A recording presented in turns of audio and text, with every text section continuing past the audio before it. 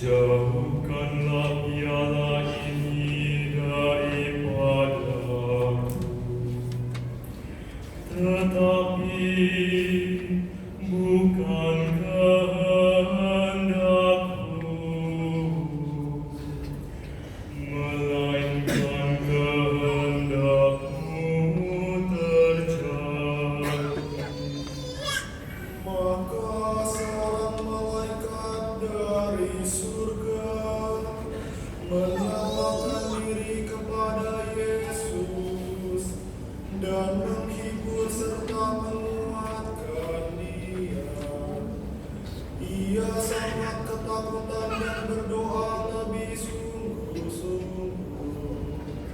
Peluhnya menjadi seperti titik-titik darah yang bertetes-tetes jatuh ke tanah. Ketika Yesus selesai berdoa, Yesus kembali kepada murid-muridnya dan mendapati mereka tertidur karena duka cita. Berkatalah Ia kepada mereka, Tidurkah kamu? Bangunlah dan berdoalah, agar kamu tidak masuk ke dalam godaan. ketika Yesus sedang berbicara, datanglah segerombolan orang bersama dengan Yudas, salah seorang dari ke-12 murid. Yudas berjalan mendahului mereka dan mendekati Yesus serta mengecupnya. Yesus berkata kepadanya,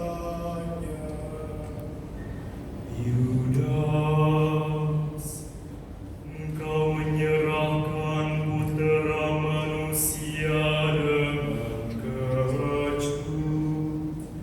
ketika murid-murid Yesus mengerti apa yang akan terjadi, bertanyalah mereka kepadanya, Tuhan, kami perang saja dengan pedang.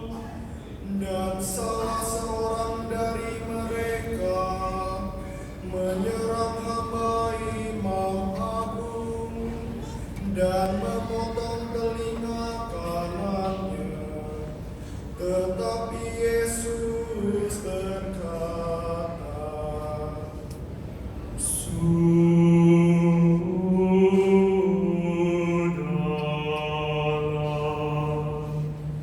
lalu Ia menyentuh telinga orang itu dan menyembuhkannya.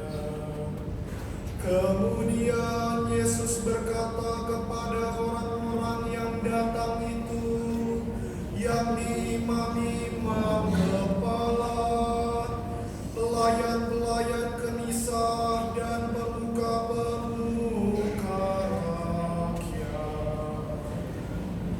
Dengan pedang dan pentung kamu telah datang, seolah-olah menghadapi seorang penyamun.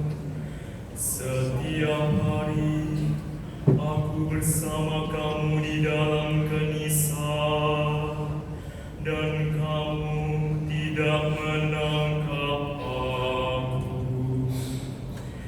Tetapi inilah saatmu dan saat kegelapan berkuasa. Setelah menangkap Yesus, mereka membawa Dia ke rumah Imam Agung. Petrus mengingatkan